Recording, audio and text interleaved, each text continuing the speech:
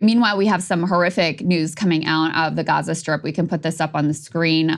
Israeli airstrike on a school where thousands were sheltering has killed dozens of people. The numbers I saw were somewhere around 45 people, many more who were injured, including women and children.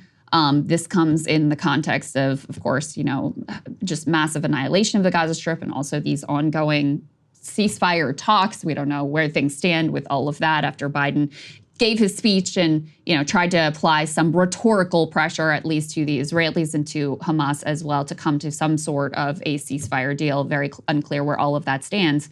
And obviously, this is just the latest horror in what is an almost incalculable level of destruction. This was the latest attempt that I saw for people to try to wrap their heads around what has been done in a very short period of time to the Gaza Strip by the Israelis. Let's put this up on the screen. 70,000 tons of bombs have been dropped on Gaza since October, far surpassing the combined total for Dresden, Hamburg, and London, all put together during World War II. So, you guys have seen the images of all of these cities reduced to rubble, Khan Yunis, Gaza City, now targeting Rafah. You've seen the way schools, hospitals, any sort of civilian building, universities, mosques, churches, et cetera, have been completely decimated. And you really can't even wrap your head around this level of destruction and that amount of tonnage of bombs being dropped on what is, again, a very, very small territory, Saagar. Yeah, no, it is shocking. It is a reminder, too, of just modern warfare, how quickly you can surpass that. There was a single Vietnamese operation in Vietnam which surpassed all the bombs that had been dropped in World War II. And it's just a good example that I bring up from Vietnam, and that I guess I'm the contemporary of the people who brought this up at the time. They're like, hey guys, if this was just simply an air power problem, we could bomb our way out of this, then we would have won this war a long, long time ago. But that's not what's happening here. We're fighting a very different war, a very similar war, actually, in this particular case, where you're watching air power and, in fact, turn the population even further and further against you, very different and counter to the goals that you allegedly set out to accomplish. And that misalignment between the U.S., what it supposedly wants, between what the Israelis want, and then what the Palestinians, at least allegedly, everyone is working to try and get to a different state.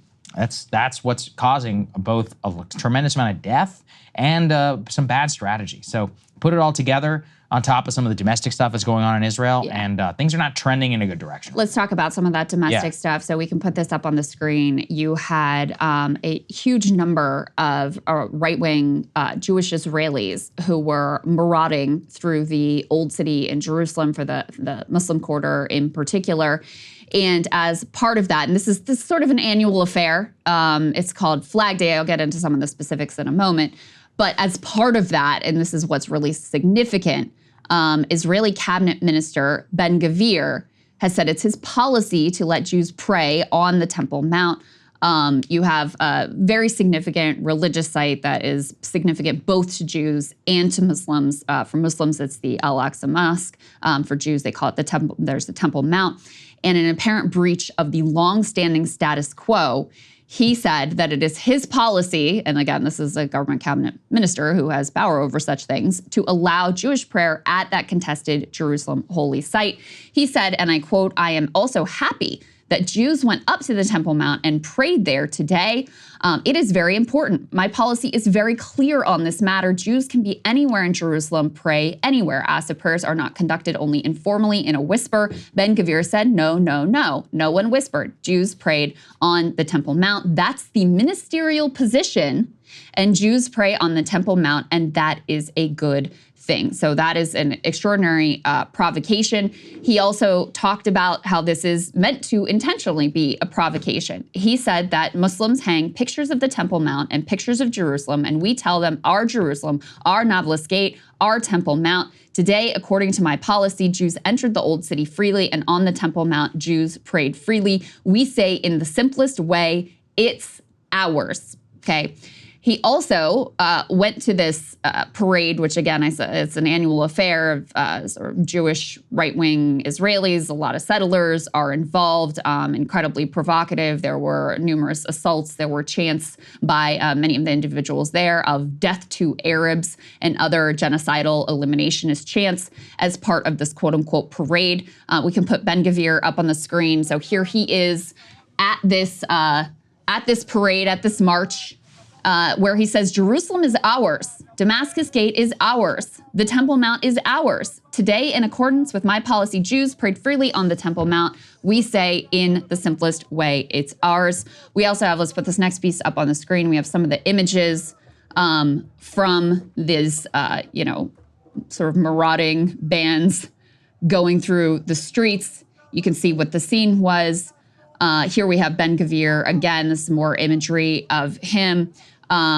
We have, you can see very young children here who are assaulting. I believe this was a Palestinian member of the press that you can see who's being assaulted there. We have some extraordinary images as well of that assault. You can see him being surrounded in a press vest by all of these young, many of them settlers, certainly Jewish extremists. You see here a Haaretz, Israeli Jewish member of the press who also was assaulted by this group, attempting to protect, I think we have one more image there that was really going around, attempting to protect this Palestinian press member.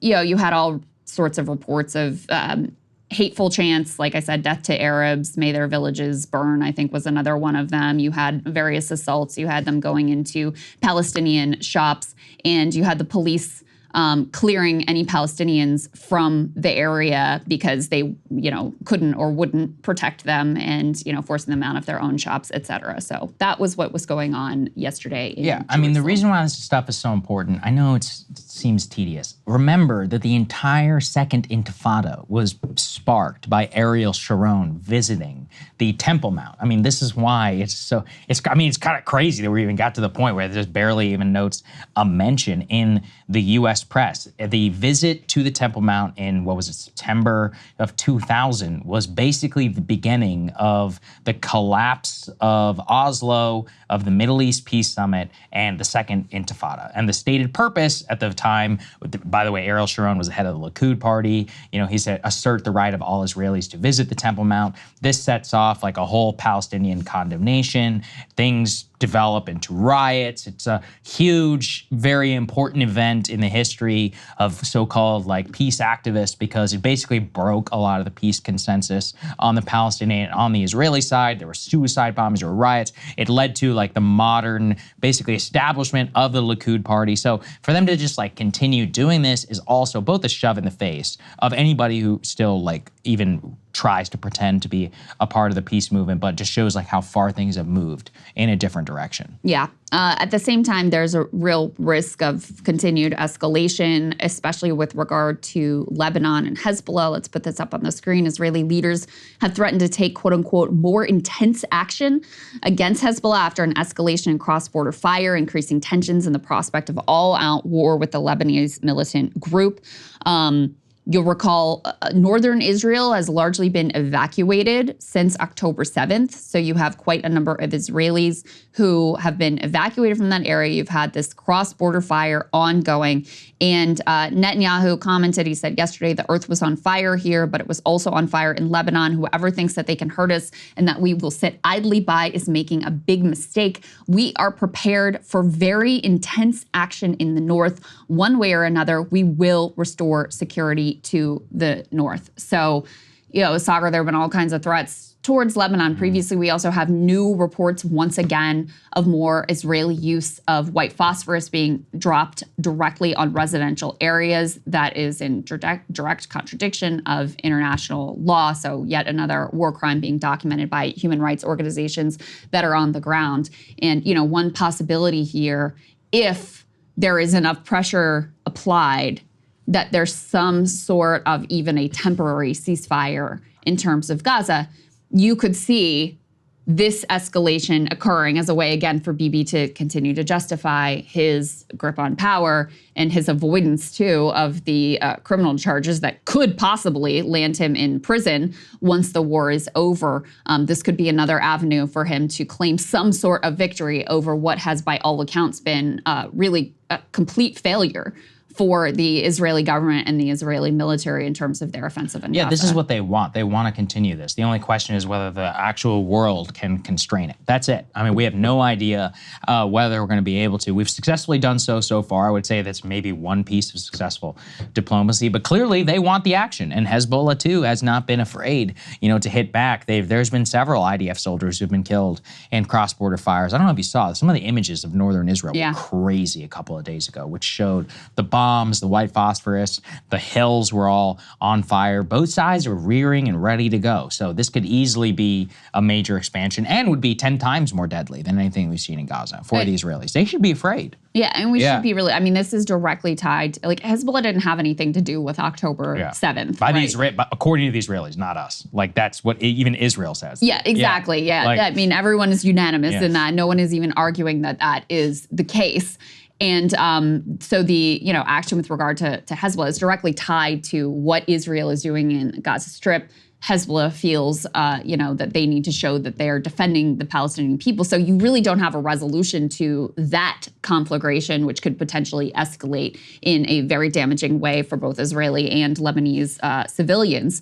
You don't have any even possibility of a resolution there until you have a cessation of the, Israeli assault on Gaza. So something else that we have our eye on. Hey, if you like that video, hit the like button or leave a comment below. It really helps get the show to more people. And if you'd like to get the full show ad-free and in your inbox every morning, you can sign up at breakingpoints.com. That's right. Get the full show, help support the future of independent media at breakingpoints.com.